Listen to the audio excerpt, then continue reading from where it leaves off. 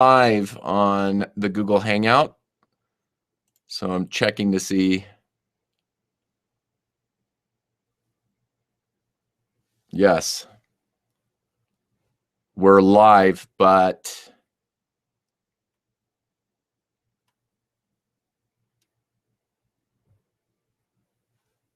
I'm not seeing you on there.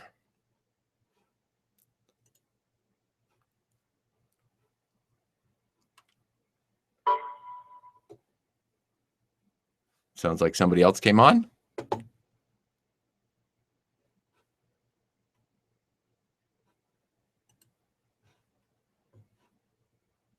Okay, I stopped it. Are you there, Carol? Yes, I am. Okay, good. You're just not on with me on the Google Hangout. That's okay. Okay, so now that I'm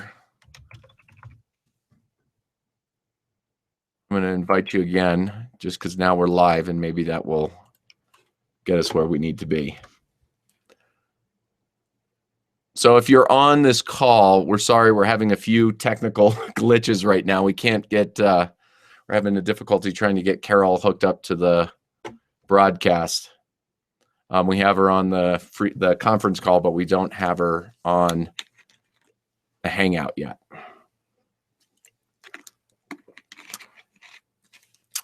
I can see her, and she looks ready to go.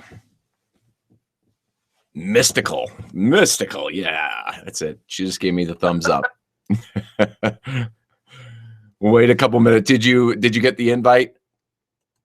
I did, but it's not working for some reason. Okay, so do we just want to scrap we can keep the Hangout going, but it'll only be one-sided. So if you're watching the Hangout and you want to hear the audio on this, you're going to need to call in on the conference call. It's the 719 number. It's in the email that you have. So we apologize for this little glitchy thing. And just so you know, we did try this and we had it working perfectly, didn't we, Carol? We did. And it seemed to be nice and smooth, had everything scheduled. And then we've been trying to get her on this call and the invites aren't taking her there. So I can see her now. And that's better than me, so I will move you over me now. So we'll give you just a moment. If you are called in on the free conference call or number, could you just announce yourself? Hi, Carol and Jim. This is Megan. Hi, Megan. Hey, Megan. Hi. Yay. All right. We'll just give people just a moment. Go ahead and get started. There are quite a few other people who have clicked on, but maybe we should just get started. Okay. Sorry about that. If you're on this, I'm going to go ahead and keep my side on and get started. So we're going to go ahead and get started. If you're on the Google Hangout, we're going to go ahead and start. And the call-in number, I'll just say it, is 719-775-7031. The PIN access is 644-292-602. And again, sorry for the problems, the little glitches here.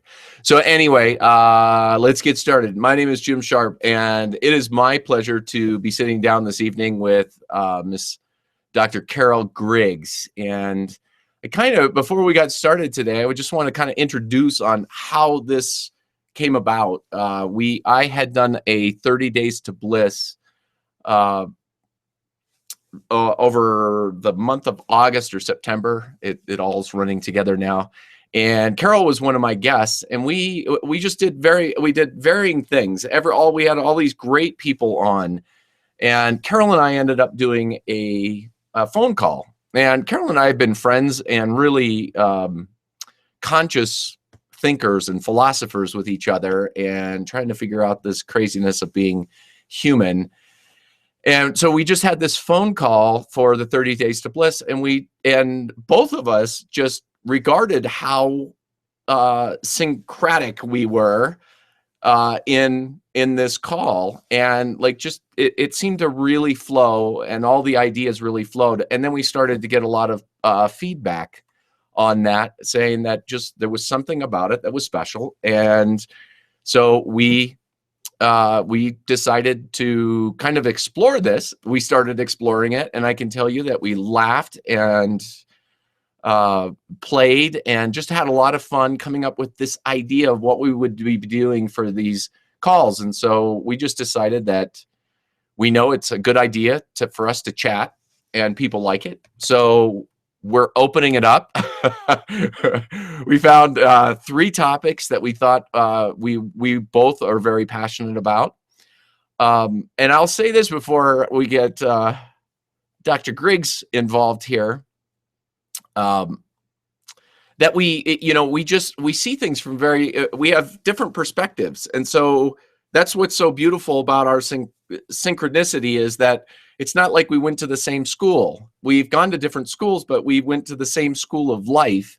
And now we kind of come with 2 different perspectives. So you're kind of getting a double dose of 2 people that have very different perspectives. And I can see Carol smiling right now, because it's very true. And but it's a lot of fun. And so tonight was meant to be unrehearsed and very spontaneous, and we'll see what happens as the night goes on. And so I like to introduce Dr. Griggs and have her give her synopsis before we get started. Hey, Jim. Thanks for the introduction. My name is Dr. Carol Griggs, and as Jim said, we've just had a lot of fun together over the last couple of years, just convincing about consciousness and human development, and just different aspects that people struggle with, and whether it's career or one's past or one's future or anything like that. And it is fun to come together and talk about some of these really hot topics. We're both coaches in various forms, and so we both have a lot of experience in working with clients one-on-one, and get to see a variety of things come up. And we both have a different approach in how we work through those things with people. So part of what we bring together today is just a different, as Jim said, a different perspective, talk about the same topic but from a different perspective. And kind of like the Science and Non-Duality conference that I was just speaking at a couple of months ago, there are scientists from all over the world talking about the nature of consciousness. You have scientists, you have astrophysicists, you have mathematicians, you have spiritual luminaries of our time, you have philosophers, psychologists, and everybody is coming at it from a different angle, but talking about the same topic, different backgrounds, different studies. And so Jim and I are just here today to explore the topic of boundless joy from our different perspectives and just play the sandbox with it. So welcome, everybody, and we're glad you could join us. And towards the end of the call, we will be taking any questions that you may have for anybody who'd like to explore some of the ideas regarding the topic tonight, whether it was something that I said, Jim said, or just something that's kind of brewing in your consciousness around the topic. We warmly welcome that. So feel free to call in when we open up the lines. And in the meantime, Jim, would you like to start us off with a little bit of boundless joy? Boundless joy. Wow, where to start with boundless joy? Joy. So the way, there's so much to say, and I'm sure we'll get to it. But, since I'm put on the spot to start, I will say that for me, waking up in consciousness it's kind of a special thing, because not a lot of people actually wake up and start to see bigger perspectives. But when you do choose this path to start to see perspective, you start to kind of interact with the problems and the experiences you're having with what you're learning and experiencing as your consciousness begins to grow. And so I'm really talking about my journey was, and it was just progressive as I delved deeper into my consciousness and started to become aware of new and bigger and grander ideas. There are carrots, because you're kind of pushing yourself towards something always, kind of, like you don't just say, I'm going to just walk in this direction and then never stop. they usually have something, some kind of carrot that you're moving towards. And so for joy, what joy has been uh, a a nugget that I found along the way. It was a step beyond happiness. Because in the beginning of my conscious path, it was, okay, how can I be really positive and open up all this happiness and all these happy events that happen in my life? And, you play with that after a while, and then something deeper begins to develop and starts to show itself more prominent in your life, is a thing that is talked about by all the gurus, all the sages, in just different ways. And it is something that's very different than happiness. And it's something that we're going to be talking about tonight, and that's joy. So that's kind of that's my jumping off point. And then I'll be interested to see where you go with this sucker. There's a couple of different directions I like to go based on what you just shared. For one, there are different dimensions to us. There's one dimension that we can talk about. That's what I like to call the finite, and that's we all see ourselves grow. We all see people born and people that die. So there's a sense of finiteness to this experience. There's also an element to just use languaging that is that doesn't die, that is always here. So we can talk about joy, and in one sense, there's a fleeting sense of joy that is more associated with whether I have certain things or don't have certain things. And there's another aspect to it that it never leaves. So there's part of our essence is actually joy itself. Joy is the perfume that we experience. It is actually the essence of who we are. But we don't always experience that because there are thoughts and beliefs and stories that we're looking through, lenses we're looking through, that block that experience of our natural essence, which is joy. Joy is one of the natural essences that comes from our being. So typically when somebody comes to me and they're depressed, they're unhappy, they're addicted to things, or they're lost, one of the first places I look is, how are you unenlightening yourself? Because you already are enlightened. You already are joy itself. To use joy as the quality we're talking about today. So how are you unjoyifying yourself? If joy is a natural quality, what is blocking your capacity to see and experience life as joy, yourself as joy? So that's one of the things that I typically go to is to unobstruct one's experience of joy and take a look at what those blockages are and shedding light on those blockages so joy can reemerge. Beautiful. Yeah. That was wonderful. The blockages. And so I'll go with that, and I'm going to jump off of that and say that what consciousness is awareness. And so what Carol was talking about is bringing new awareness, because we have these blocks that keep blocking awareness. And so what I see is we get addicted. It's kind of, let's look at kind of what we popularize in our culture. And that's kind of, we could really get into a lot of things, but our blocks normally come from what we believe to be true from the cultural story that we keep getting told. And what's interesting about that is that the cultural story always has a point that it points to. So we can see it with the new law of attraction thing when the Secret came out. What's interesting about The Secret is that the consciousness, all it really did was it did open up this new idea into the culture, which is a great thing. So if I say something that you say, oh, you're just bashing this, to me, there's always a shadow side and there's a light side. And so in this case, I'm just talking about the shadow side of it is that our culture talks about materialism and consumerism. And so the law of attraction now, one of the biggest things popular about it is, if I just think positively, I get a Corvette and I get a boat and I get, and what it is it's it's basically keeping our perception in the same mindset. So we just continue to look in the same mindset for new things. So we just changed the name of it from working really hard, going to college, whatever it was, to make money, to now I'm just going to be really positive and thinking about it, and then a big bag of gold's going to drop on top of my head, and all my problems are going to go away. So I guess and isn't that interesting? Isn't that interesting, Jim? Though, that like the core of that, the core of what you're talking about is something's missing. Something is missing right now that makes my life feel incomplete. And the sense of incompleteness and lack is the core of all suffering on this planet.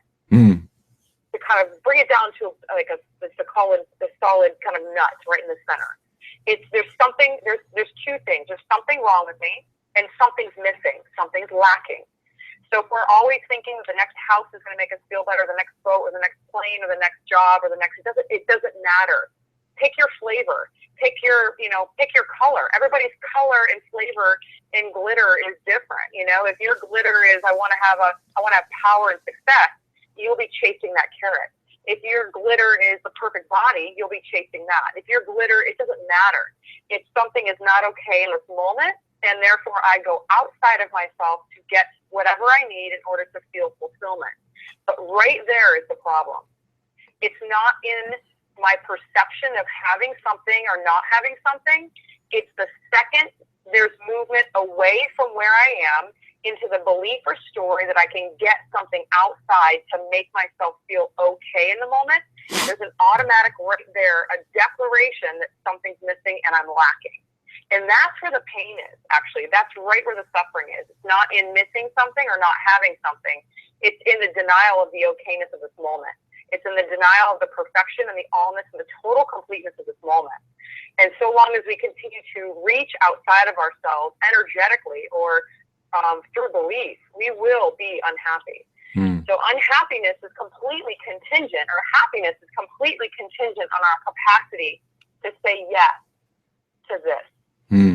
Yes to this moment. Yes to what's here right now. Yes to whatever is happening right in front of us. And when we deviate from that, we suffer. And that is also kind of ironic and paradoxical, is because that's the Buddha says that we suffer to wake up. And what you're saying is just so grand and so large. And so, I just said a big thing about, like, we focus on one thing and we'll listen to the cultural story. We'll listen to how can I, that story of the law of attraction and the positivity movement is basically how to be happy in every moment. But the thing is that we don't, these things burn out. There's the concept of the hedonic treadmill, where it's called a state of equilibrium. No matter how much we get happy, we're always going to get to a point of equilibrium, meaning that if I live as, on a $25,000 salary, and then all of a sudden I win the lottery, I will eventually get to a point. I might be really happy for a while, but eventually I'm going to come back to an equilibrium state.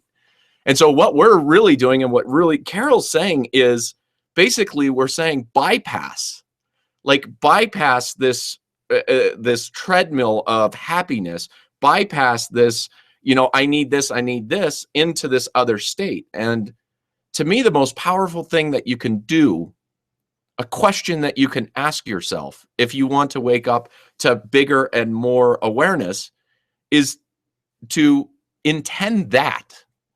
Instead of intending to get the Corvette or the, whatever it is that you want to accomplish with the law of attraction, because I'm not saying the law of attraction doesn't work and it isn't already there always.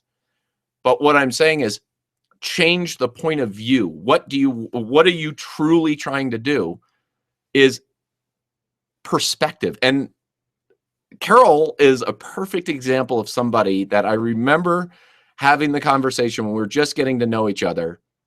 And she started talking about like her commitment to this work. And all I heard basically was, all I want to do is gain perspective. That's what I heard out of it. That's not exactly what she said, but that was her, I want to learn and do this. And to me, that's, you change the goal altogether and you change the carrot, everything changes and you move much quicker along this path. Yeah, and the law of attraction is an interesting thing. I'm certainly not going to say it doesn't work, because I've had experiences in my own life where I've seen things like that work.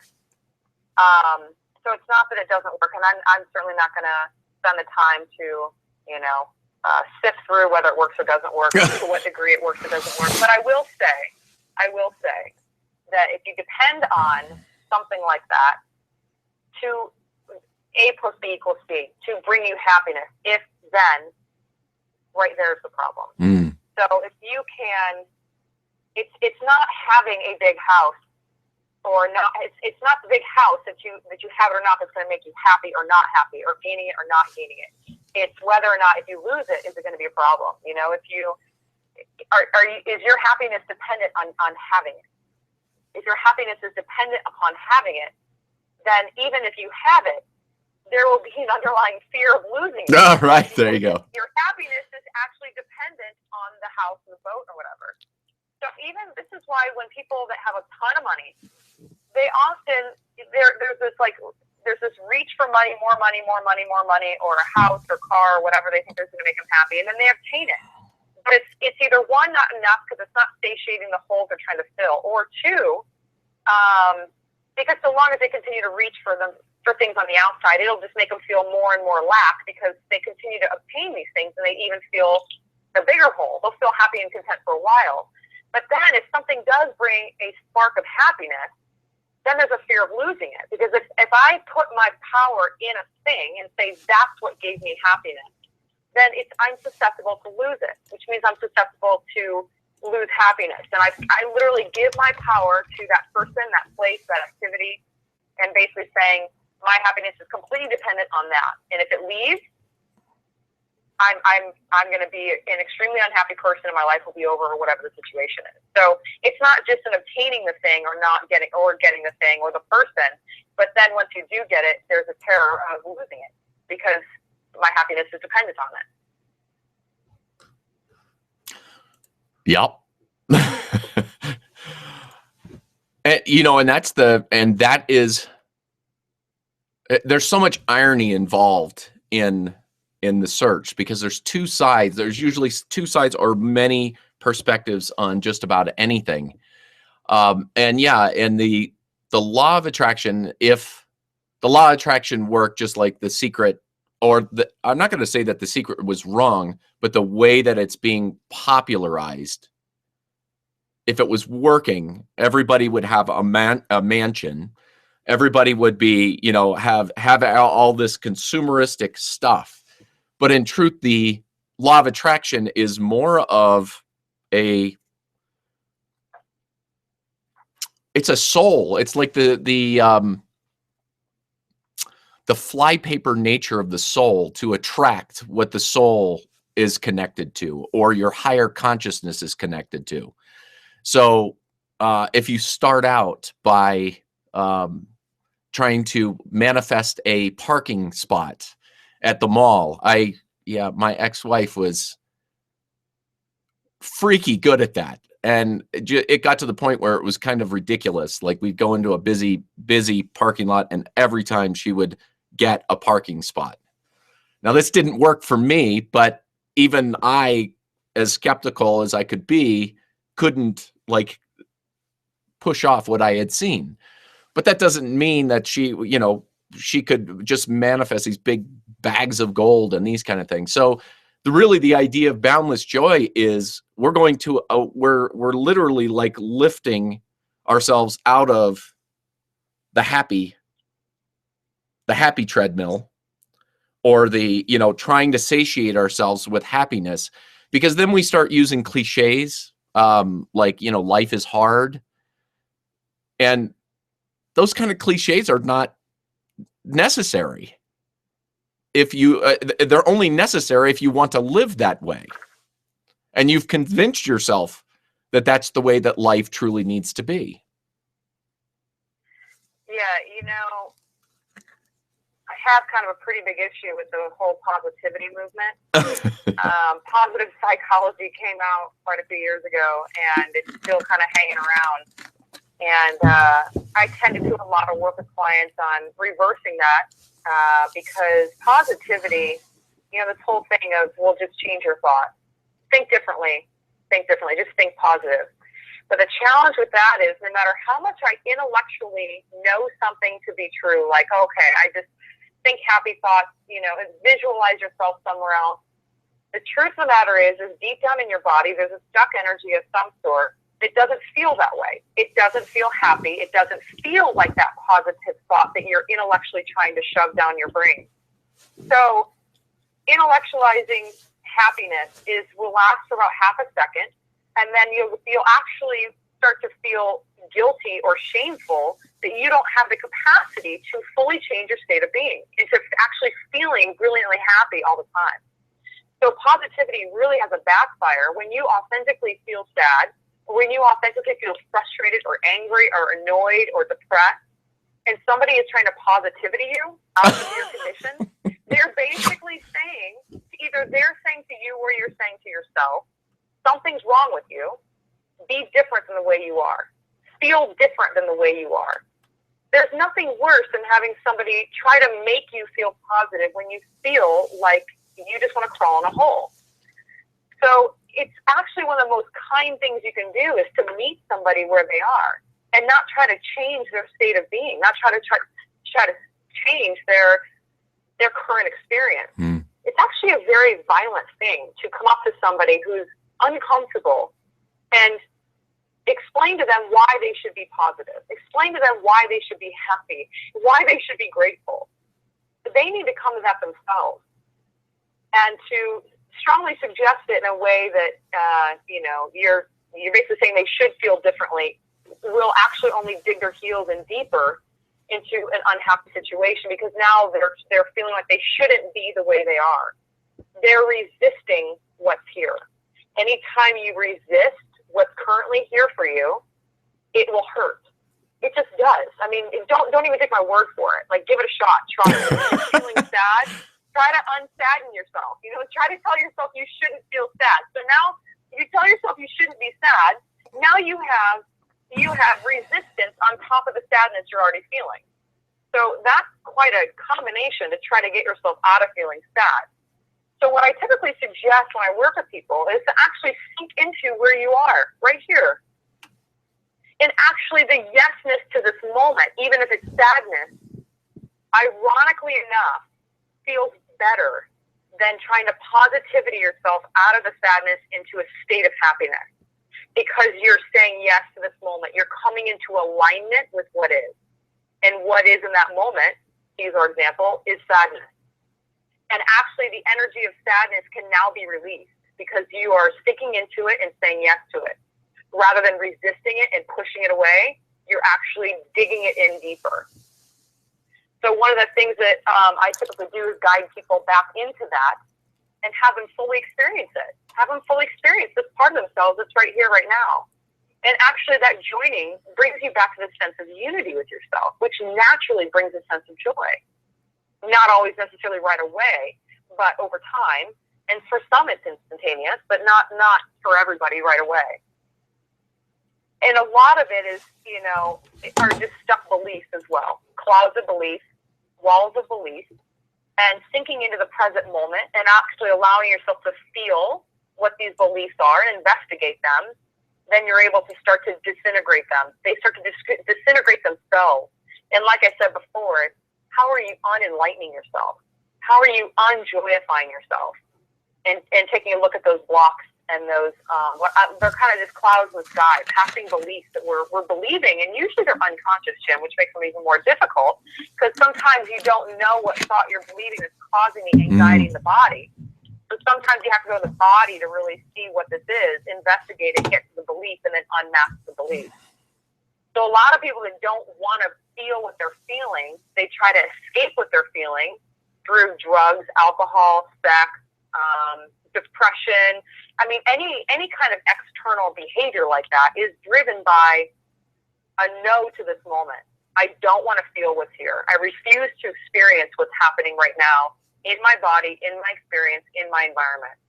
So bringing somebody back to this, as you know, Eckhart Tolle talks about, and a zillion other gurus of our time, coming back to this moment, being fully present with what's here right now, will always bring you back to a greater state of being, a greater state of happiness, because it brings you back to the alignment of who you are, at the state of unity and connection to everything, rather than disconnecting and going to get the bigger house, the car, the drugs, the sex, whatever.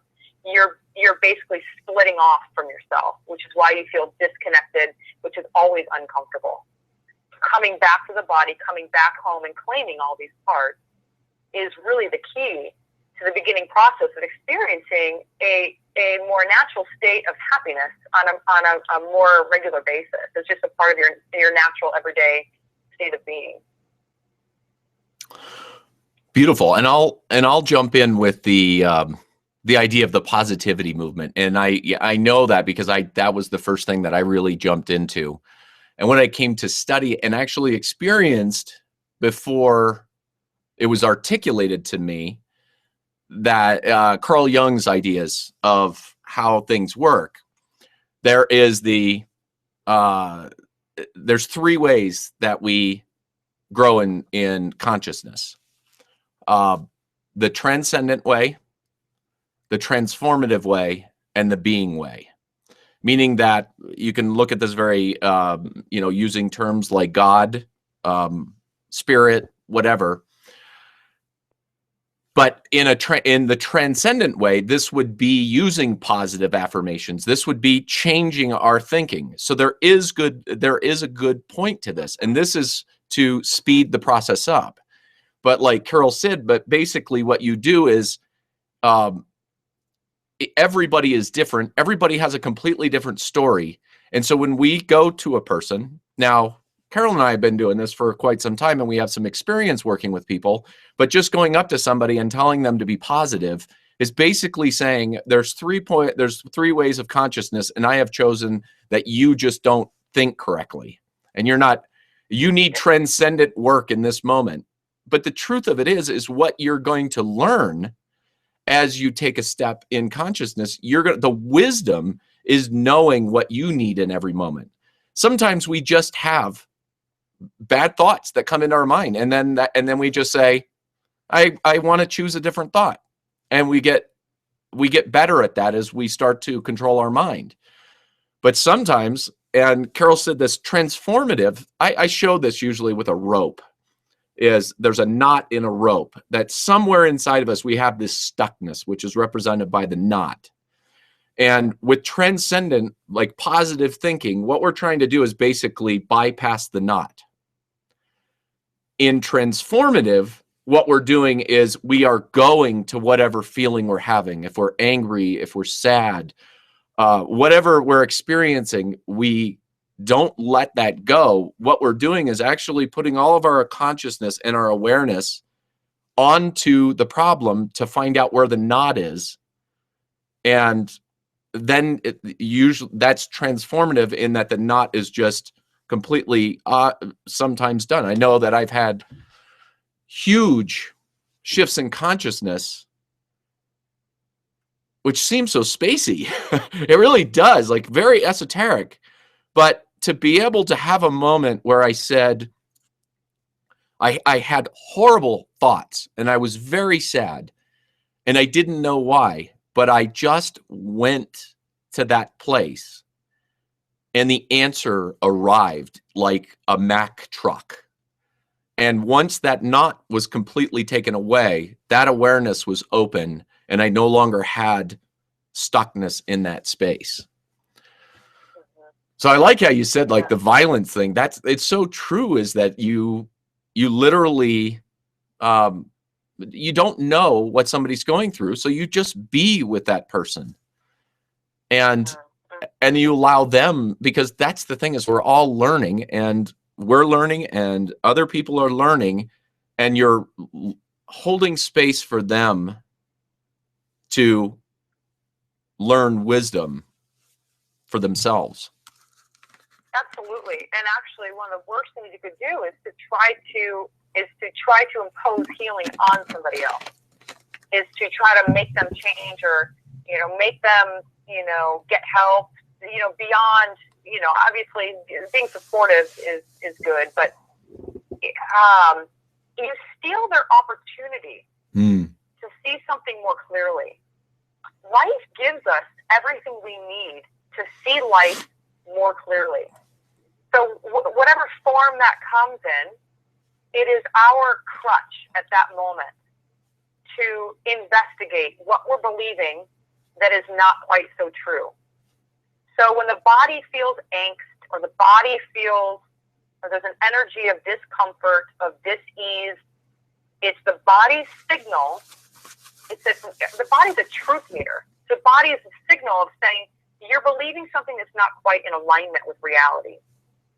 So if we pay attention to the body without taking it personal, then we can feel into what's here that I need to see more clearly, that will free me, and I can experience my, as you said, that spaciousness of freedom that I am. And if we, how can I explain this? It's like the perfect opportunity to see what's here for us. And life always gives us one piece at a time. Sometimes more pieces at a time, but it never gives us more than what we can handle. So if something's coming up, rather than pushing it away or going the other direction, I encourage people to lean into it. So rather than running from the discomfort, you lean into the discomfort, because the discomfort is actually just kind of like life knocking on the door saying, hey, check this out. There's something here you're believing that's not quite true, and it's stifling your clarity, your sense of joy, and your sense of freedom. Your joy is actually, like you said, it's not around the knot, it's through the knot. Your joy is through the fire of the discomfort, of the belief that we're believing something that's not true, to feel and see our experience of joy on the other side as we see life a little more clearly, a little bit more in alignment with reality. So, and part of that, we can't really, in my experience, we can't control the mind. That's my experience. Thoughts come and thoughts go. I don't recall the last time I developed a thought and created it. Thoughts come. They pass through your consciousness. They come when they want, and they leave when they want.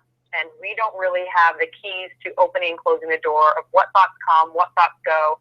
And the more you get in there and try to manipulate your thoughts, the more frustrating it's going to be. You're basically like, it's like vacuuming the floor and then opening the vacuum and like sifting through everything you just cleaned up. So, sifting through all these thoughts and trying to exchange these thoughts, like you and I were talking about on our last phone call, is like rearranging the chairs in the Titanic.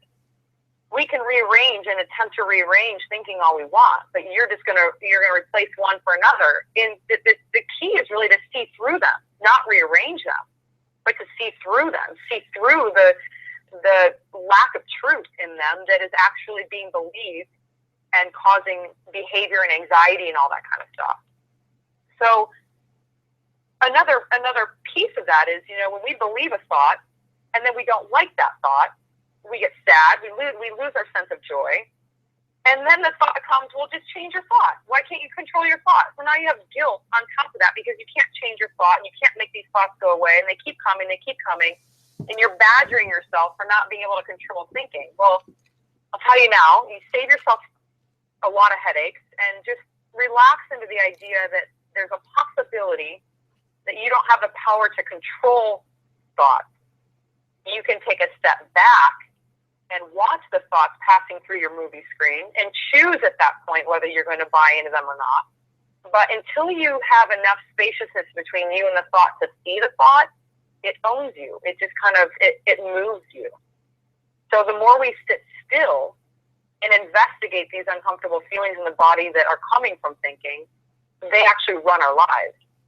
So bringing these unconscious thoughts to consciousness so that we can then create space between us and the thought and then dismantle them is what creates a sense of freedom, which naturally our joy comes from that. And for some people, like you said, Jim, so beautifully, mantras and that positivity and reiterating, I am whole, I am okay, life is all right, be present. Like they're thoughts that are more in alignment with truth and reality than other thoughts, as in like, I'm not good enough, or I'm missing something, or I'm not, something's wrong with me. They're all on a spectrum of truth and in alignment with reality. So some of these positive mantras do feel good because they bring us in closer alignment with reality than some of the other thoughts. There will come a point when mantras and positive thinking starts to kind of not, like you said, they just start to not work as well anymore. And that's where you start to see through all thoughts. All thoughts don't have the power that we tend to give them. So what would life be like if I weren't entertaining thought all day long? What is life? What is that space between thought like? Is it peaceful? Is there a natural sense of vibrancy and joy? So once one kind of can get still and start to observe thinking, and maybe use some mantras to bring one more into alignment with their natural state of being, then we can start to even let go of the mantra, let go of some of the positive thinking, and realize actually our freedom in between thought and our joy that emanates in between thought. Yeah, it's not what we're talking about tonight is not popular. It's not a popular notion. It is smattered in Christianity. It's smattered in philosophy. It is smattered in Buddhism. It is in all these places, but it is not popular. We have a very mind-centered, busy mind kind of. That's how you are supposed to live in this world. So you truly you have a jumping off point when you make a decision like this is what I would like. And that was a little scary for me, to think, because to me, life meant always a busy mind, always, going, always kind of jumping on that happy. I can look back at it now and see that it was always trying to jump onto this happy treadmill. And, and that was the secret to life. And then it was like, if you have more if you get as much happy, you're winning. And, so you really have to look outside of what is popular and choose it for yourself. And so contentment is the thing that comes with joy that is just not, and my point is that to be content is not popular. Our culture is about it's about thinking, and it's about, it's always that, like, get on the happiness treadmill and don't stop. And with joy, it's a completely different place. It was interesting because you were talking about Eckhart Tolle, and I remember listening to him and just being kind of frustrated because I was like, I don't know how to be. I like what he's saying. It all sounds right, but how do I be me and align myself with his teachings? And what I've come to know is that I did not change. What I did was everything that I wasn't has been getting getting pushed away. I'm forgetting your languaging on that, but and so what is coming up is, as the onions peeled away from me, is that I feel more authentic. I also feel a ridiculous amount of contentment, and I say that in the most positive way because I was content before I got on this phone call, and I am joyful and happy to experience this. I don't know what's going to happen after this phone call, but that's the point. And so before we open up for question, I just have this beautiful quote um, about joy from C.S. Lewis, and I just think this kind of sums it up in this way. When you look at happiness and sadness, they're opposites. And the whole thing that we've been talking about tonight is about joy. We're talking about something that already exists. It's a natural state. And as somebody that I respect calls it a sacred invasion, when we can experience joy because it doesn't need a circumstance. And so what C.S. Lewis says about this, he says, and you have to kind of take the religious idea and kind of put this with the consciousness idea. None of the horrors of hell will ever be able to blackmail the joys of heaven. None of the horrors of hell will ever be able to blackmail the joys of heaven. And so we're not talking about that heaven. He's not talking about heaven as that place that somebody goes after they're dead, but as Jesus said, heaven is within you now. And when we learn to be in alignment with joy, in alignment with truth, with the way the earth and this whole the universe flows, when we're in alignment with that, we start talking deeper ideas of words like grace, contentment, tenderness.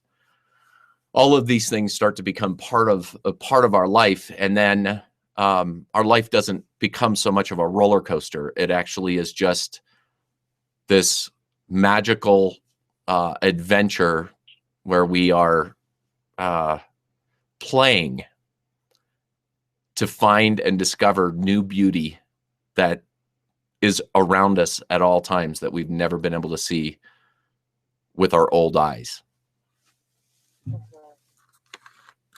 Yeah, Jim, that's beautiful. Thanks for sharing that. So long as we're looking through the lenses of thinking, we will experience discomfort, and joy will be a little bit skewed. So we'll experience a sense of duality, separation, division, which always feels uncomfortable and splits our experience of joy. When you fall into this yesness of here now, in this moment, and everything that's here, no matter what that looks like, there is a sense of contentment. And the word contentment, like you said, Jim, like it can sound boring, but really, contentment is just a deep okayness with this. And whatever this is, whatever's coming up in me right now, whether it's sadness, whether it doesn't matter, it's contentment to this, that I can allow anything to arise and I will be with it. I won't split myself off and try to escape it, because that's what the discomfort is. So, and the other piece I want to say before we open up the line, how do I be me and align with these teachings in regards to Eckhart Tolle? One thing is, the more you wake up to who you really are, and shake some of these beliefs and stories that are layers and making you feel split off, the more in alignment, the more you discover who you are, the more clear it is of who you are. You're not going to lose any piece of you. It actually just like polishing a stone. It just gets brighter. Your essence just gets brighter and brighter and brighter, because it's not muffled or muted down by these heavy beliefs and stories. Your eyes get brighter. Your step gets quicker. It kind of sounds cheesy and cliche, but it's completely true. You start to just completely shine without the shackles on, that you're dragging around all these beliefs and stories that keep things heavy. So dropping the beliefs and stories, shedding those layers that don't serve you, that don't belong, and allowing this natural essence of joy to emerge is definitely kind of the root of this boundless joy that we've been talking about tonight. That was good culmination. Now I guess we should see if we have any questions, considerations, or comments. I didn't get around to muting people, so you can just speak if you have a question.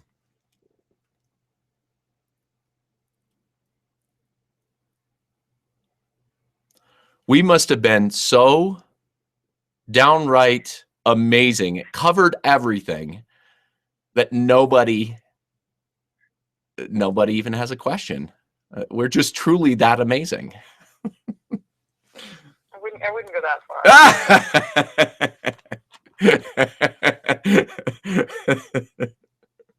You know, if somebody does have a question, please chime in. But you know, in the meantime, I'll just share another small piece. You know, one of the things, Jim, you mentioned is the opposites of happiness and sadness, and I do want to take a little bit different point of view on that. Go. It's not my experience of opposites. It's just the more we believe in opposites and experience things as opposites, the more we fall into a state of duality, of grabbing out of the positive and trying to deny the quote negative of sadness. But that they're all just elements of this experience. It's all connected. It's all one. It's all unified. So as we move out of the duality phase of experiencing life as split, I'm separate from myself, which is weird to say. I feel separate from you. I feel separate from life. So long as we're living in that state of duality, we will always experience discomfort. So even by saying and experiencing this, well, I'm sadness over here and I'm happiness over here, or joy over here, you know, we kind of fail to see the wholeness of it. That there's not one or, that it is all part of the whole. That we are all of it. We're not one of it or none of it. We are all of it. And we don't have to split off and experience polarities. That it's actually all part of the one whole movement. And I would agree with you. You know, and that's interesting. And I get into these philosophical talks about this a lot.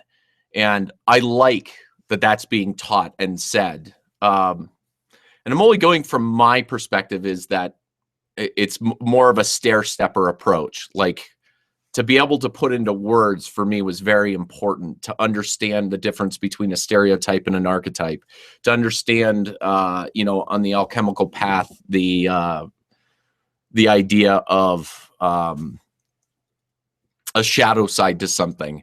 These things are really good for me. But your point to me, how I take your point is, Jim, eventually you're just going to have to toss that in the trash. And like, it just doesn't. And so to me, it's more like, okay, we're starting over. This is somebody starting over here. They might want like a hand to hold them to kind of understand what they're experiencing. And that's how, you know, I've really worked with my Anam is that I experience life and then he articulates it for me. He articulates that ending. But like you said, and my agreement with that is that there was just one day where I just had to let it all go. I had to let go of the conceptual. And that's really when you slide down the furthest is, you know, because, you know, I'll sit down with people and they get really, really, really conceptual and they get really in their head. And then, you know, you're talking about paradoxes and you're like, and then you know, and that will drive people. And there's just a point where, like you said, people you can just let it all go and just be. And yeah, and that's it's definitely a natural kind of progression. I'm so glad you brought that up, Jim. You know, one of my business partners, Ted Strauss, and I have developed a company called Live Infinity. And the basis of Live Infinity is that we developed a map of this process, conscious evolution and human development. And you can't bypass. I mean, some people experience themselves kind of jumping to different states and stages periodically, but for the most part, we do have different phases. We have 3 phases: the duality phase, and you move into the unity phase. And within each of those are different, like what we call chapters. So there's like kind of the crumble. There's the seeking phase where you're looking for everything outside of you, seeking, whether that's drugs, alcohol, sex, something outside, or whether that's truth, religion, reality, whatever. It doesn't matter. It's seeking the energy of going outward or going inward to get something that you feel is not here. And when that starts to fade out, you move into a different phase, which kind of rocks out that positivity and rocks out some of that stuff, and then you start to open up and awaken, start to experience paradoxes, and you start to move into more of a unified field of awareness. So there are phases and stages that people go through, and I'm so grateful you brought that up, because to jump from extreme depression to everything is blissful and happy, and I feel so content in this moment, and this unified field of everything is connected and everything is one.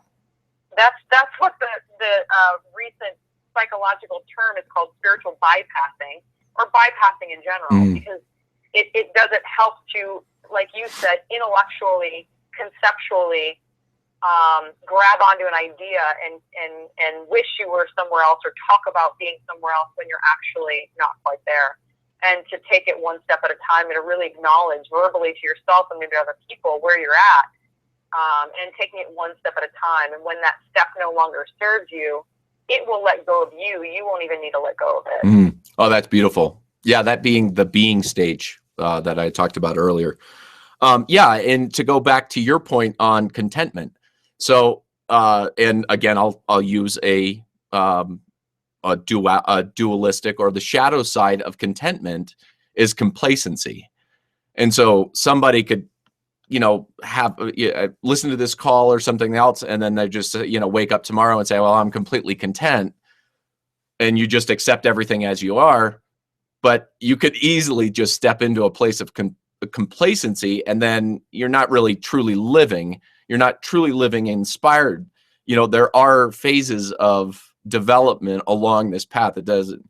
I've talked to a few people who had like miraculous awakenings, but for the most part, this is a very new idea. It's not popular, and and so it takes time to kind of flush out your system. And for me, and you talk about this a lot, like stuckness in my body is one. It's like, I've got it all. I've got all the concepts. I've got, oh, do I use transcendent? I do it transformative.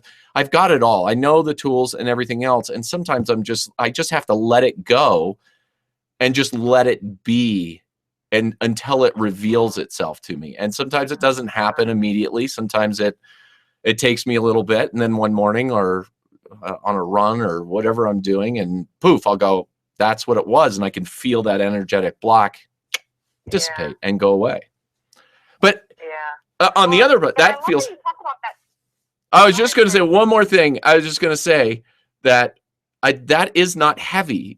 After a while, you really enjoy this, because that's what I always said, is that there has to be a why. So as I'm going through this for myself, I need to be able to tell somebody else why you want to wake up, why you want to do this kind of thing. And it's perspective, it's beauty, it's these beautiful revelations that come to you through a conscious, through this thing. So, and after a while, it's an adventure, and it's fun.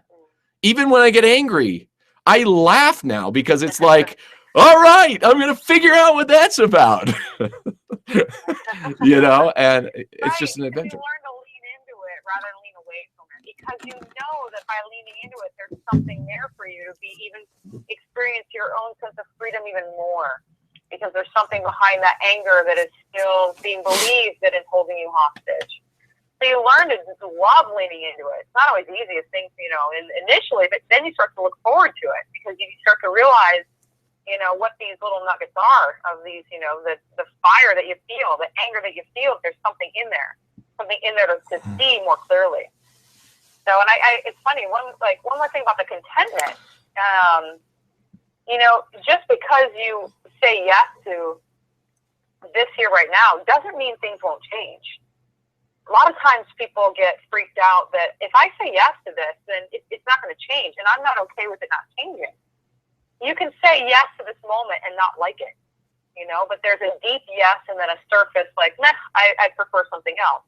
They can both exist simultaneously. And, with this contentment with yes, action can still come as well. Just because you're okay doing nothing doesn't mean that there won't be action that comes from that. It's just not fueled by the crazy thinking mind. It's fueled by a quieter, deeper movement from stillness. So movement can happen from stillness and quiet. It doesn't have to be crazy mind to make you get out and do things. Beautiful. Yeah. And you know, the interesting thing about that is what I was saying the whole time, and gosh, we could do a whole call on that, is, and I started to experience this, is I used to teach, I would teach workshops, and I was very conceptual. And I was in a workshop, and this was a while back, and the next minute I just started to speak, but I wasn't connected to the thoughts. And Silence speaks. Got it. it was very strange, but like you said, it wasn't, I was no longer trying to control thoughts. They were just coming through me, but what was coming through me was very applicable to the moment. And in fact, a woman came back in that in that workshop and felt that she had gotten something out of something that I had said, which drew her to a doctor, which found a football-sized tumor on her kidney. And so you just never know. And all I'm saying with that is you can take that story however you want it. But if you're a channel to, if we can't control our thoughts and we're just letting our thoughts go, maybe there's some magic that happens when we're not trying to control things and we're just allowing things to come through us. When we're just being, when we're moving from the stillness, we're moving from being. Life moves itself. It's really phenomenal. You know, and I would suggest and maybe just offer the opportunity to experiment with it. You know, what would life be like to live and experience between thinking? What is that like? And do I move? Does movement happen? Do words happen? Does action happen between thinking? Do I need thinking in order to survive? How much can I go through the world without thinking? What would that be like? And all of those questions come back to what we do so much. And what Jesus said was, judge not lest he be judged himself. But I don't think that what he was absolutely saying was don't just judge other people, but don't judge your thoughts. Don't judge. That's the state of what you're saying. Resistance. Very good. And like, and I think people think of him as this, what we would decipher as in psychology as a codependent, that he was just a martyr archetype that never received anything back and he just gave and gave and gave.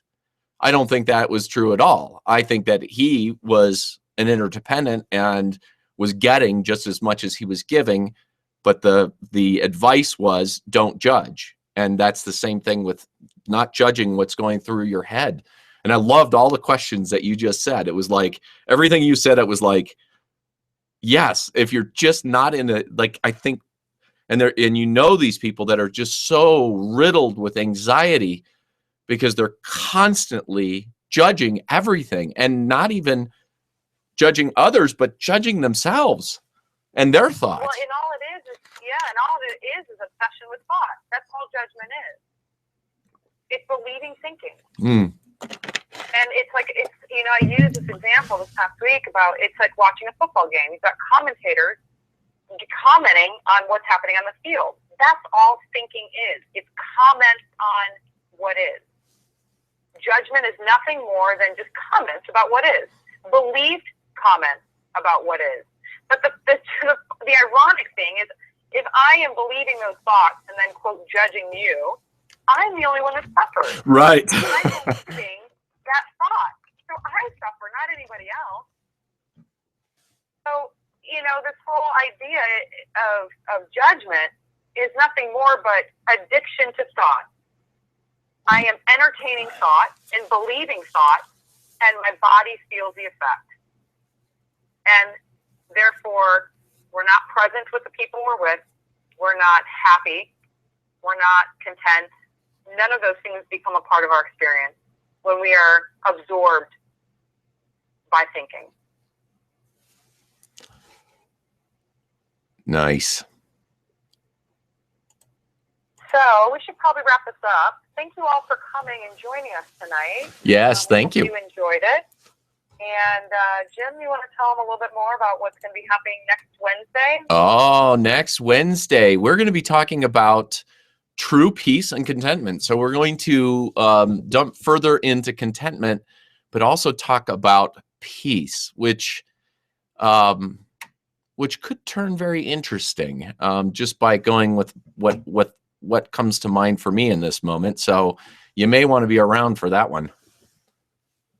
Okay, and we will be, if you're interested in that one, the call-in number will be the same as this one this evening. And if you're interested in the recording that we have from tonight or any of the other nights, just go to my website and go to the events page, and Jim might have it posted on his as well. And just go ahead and sign up for your name and email, and then we'll send you the recordings from this evening and then every other night later this week or next week and the following. That sounds perfect. All right. All right. Have a good night. Thank you, Carol. Bye-bye. Bye-bye.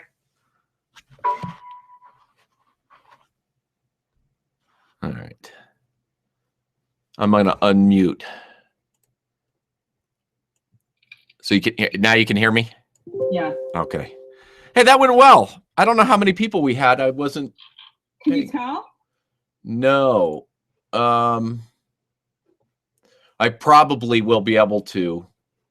This is just not the easiest website to go around. So I got 5 callers.